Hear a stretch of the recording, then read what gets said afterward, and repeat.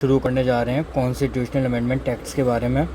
5-5 करके ख़त्म करेंगे, 5 एक्ट्स पर डे के हिसाब से करेंगे, एक संग पूरा वो नहीं बनाएंगे। ठीक है, शुरू करते हैं, उल्टे से शुरू करते हैं जो सबसे अपग्रेडेड वाले हैं। ठीक है, सबसे रिसेंट में जो हुए हैं। तो सबसे पहले आता है 106 कॉन्स्टिट्यूशनल अमेंडमेंट एक्ट। इस एक्ट में क्या आता है, ये 2003 में हुआ था। कब हुआ था ये? 2003 में हुआ था ये वाला एक्ट। ठीक है, ये ध्यान रखना है। अच्छा, इस एक्ट के अंदर क्या था कि इसका पर्पज़ था कि 1/3 सीट जो है वो हमें रिज़र्व करनी है। क्या करनी है? 1/3 सीट को हमें रिज़र्व करना है। किसके लिए? वुमेन्स के लिए। ठीक है, वुमेन के लिए रिज़र्व करना है। कहाँ पे रिज़र्व करना है? एक तो लोकसभा में और स्टेट लेजिस्लेटिव असेंबलीज़ में। ये चीज़ इंपॉर्टेंट है, ये ध्यान रखना। अच्छा, ये 1/3 सीट जो रिज़र्व करेंगे ना, इसमें वो सीट भी इंक्लूड होंगी जो SC/ST वुमेन्स के लिए की जाती है ना, SC/ST कम्युनिटी से की जाती है ऑलरेडी, जो चल रहा है लोकसभा में, उसमें से भी। ठीक है, तो ये चीज़ इंपॉर्टेंट है। अच्छा, अब इसी में काम करते ज्वाइन कर लेते हैं। SC/ST के लिए जो रिजर्वेशन वाला अमेंडमेंट हुआ है इंक्रीज़ करने के लिए, जो 2019 में हुआ था, एक्स्ट्रा 10 ईयर्स बढ़ाने के लिए। ठीक है, 10 ईयर्स यानी 2030 तक। ये कौन से वाले अमेंडमेंट से हुआ था, ये भी साथ के साथ कर लेते हैं। तो इसके लिए जो अमेंडमेंट हुआ था वो हुआ था 104 कॉन्स्टिट्यूशनल अमेंडमेंट एक्ट। ठीक है, 104 अमेंडमेंट एक्ट जो है वो इसके लिए हुआ था कि यहीं पे जो है सीट रिज़र्व कर दी जाएंगी अगले 10 सालों के लिए। अच्छा, इससे ये कहानी हो गई। अब ये चीज़ और ध्यान रखना, ये जो रिज़र्व की गई है ये 15 साल तक के लिए। कितने साल तक के लिए? ये 15 साल तक के लिए रहेगा ये वाला। मतलब 15 साल बाद अगर पार्लियामेंट लॉ से चाहे तो बढ़ा सकती है, वरना 15 साल तक के लिए जो है ये रिजर्वेशन रहने वाला है। अच्छा, अगला बात करते हैं 105 कॉन्स्टिट्यूशन अमेंडमेंट के बारे में। ये जो 105 कॉन्स्टिट्यूशन अमेंडमेंट एक्ट था ना, एक सेकेंड बस,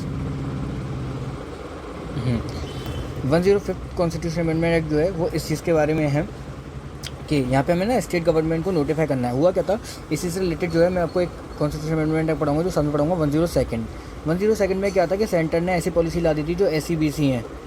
ठीक है, SEBC कौन होते हैं? Socially and economically backward classes. इनके लिए पॉलिसी क्या ला दी थी कि अब इनकी जो लिस्ट होगी वो सेंटर की जो होगी ना, वो बिल्कुल सेंटर से रिलेटेड होगी। ठीक है, लेकिन उसके बाद में 105 अमेंडमेंट लाया गया इसको रेक्टिफाई करने के लिए। किसको? 102 को रेक्टिफाई करने के लिए लाया गया। क्या रेक्टिफिकेशन? कि अब जो स्टेट हैं उनको वापस से पावर रीइंस्टॉल कर दी गई। स्टेट के पास पावर क्या कर दी गई? रीइंस्टॉल कर दी गई कि वो लोग जो हैं अपनी खुद की लिस्ट बना सकते हैं। किन से रिलेटेड? SEBC से रिलेटेड, जो भी socially and economically backward classes होंगी उनसे रिलेटेड। और इसके लिए कौन से अमेंडमेंट में चेंज किया गया था? एक तो आर्टिकल 338B में चेंज किया गया था और आर्टिकल 342A में चेंज किया गया था। ठीक है, और एक नया क्लॉज जोड़ा गया था अंडर आर्टिकल 366 आर्टिकल के अंदर एक नया क्लॉज जोड़ा गया था। ठीक है, ये चीज़ ध्यान रखनी है हमको। आगे बात करते हैं 104 कॉन्स्टिट्यूशन अमेंडमेंट के बारे में, जो मैंने अभी बता दिया है किस बारे में था। ये 20 क्या कहते हैं अमेंडमेंट बढ़ाना था। ये हुआ था 2019 में। ठीक है, एक्स्ट्रा 10 ईयर्स के लिए, एक्स्ट्रा 10 ईयर्स के लिए रिजर्वेशन बढ़ाना है। किसके लिए? SC एंड ST के लिए। ठीक है, कहाँ पे? लोकसभा और स्टेट लेजिस्लेटिव असेंबलीज़ में। ठीक है, अच्छा, इसमें एक चीज़ ध्यान रखनी है कि इसमें से ना एक जो कमेटी उसका ख़त्म कर दिया गया था बिल्कुल। अब उसके लिए कोई 2 सीट होती थी लोकसभा में for the nominated Anglo Indians. इनकी सीट जो है वो ख़त्म कर दी गई है। ठीक है, अब इनकी सीट नहीं है। अच्छा, आगे चलते हैं 103 कॉन्स्टिट्यूशन अमेंडमेंट एक्ट। ये कब हुआ था? 2019 में हुआ था। ये भी ये ध्यान रखना है। ठीक है, इस एक्ट में क्या था? ये था EWS के लिए, इकोनॉमिकली वीकर सेक्शन के लिए, जिनकी एनुअल इनकम बताओ कितनी 8 लाख से कम है। ठीक है, उनके लिए आया था ये। इसमें 10% रिजर्वेशन दिया गया था। कितना? 10% रिजर्वेशन देने की बात हुई थी। ठीक है, किन के लिए बात हुई थी? इकोनॉमिकली वीकर सेक्शन के लिए, अनरिजर्व कैटेगरी के लिए। इसमें आर्टिकल नंबर 15 एंड 16 में चेंज किया गया था, ये ध्यान रखना है। ठीक है, इकोनॉमिकली वीकर सेक्शन के लिए किया गया था। अब बात करते हैं आर्टिकल 102 ऑफ, वही मैंने बताया 102 किस बारे में था? इसने कॉन्स्टिट्यूशनल स्टेटस दे दिया था नेशनल बैकवर्ड क्लासेस का। ठीक है, नेशनल बैकवर्ड क्लासेस को एक कॉन्स्टिट्यूशनल स्टेटस दे दिया था। ठीक है, और कौन सा आर्टिकल इंसर्ट किया गया था इसमें? आर्टिकल इंसर्ट किया गया था 338B। अच्छा, इसके साथ ये भी बता दूं कि 338 जो है वो national commission for schedule caste के लिए, 338A जो है ये national commission for schedule tribe के लिए, और 338B जो है ये इनके लिए ऐड किया गया था। ठीक है, किसके लिए? National commission for backward classes के लिए। अच्छा, इसमें आर्टिकल 338 भी ऐड किया गया था, तो मैंने बता दिया, और 342A भी ऐड किया गया था एम्पावर करने के लिए, ताकि प्रेसिडेंट के पास ये पावर हो कि वो स्पेसिफाई कर सके इन क्लासेस को, ठीक है। 342A में ये इंसर्ट किया गया, लेकिन इसको रेक्टिफाई कौन सा आर्टिकल से किया गया था? 105 कॉन्स्टिट्यूशनल अमेंडमेंट एक्ट से, ठीक है, ये ध्यान रखना है आपको।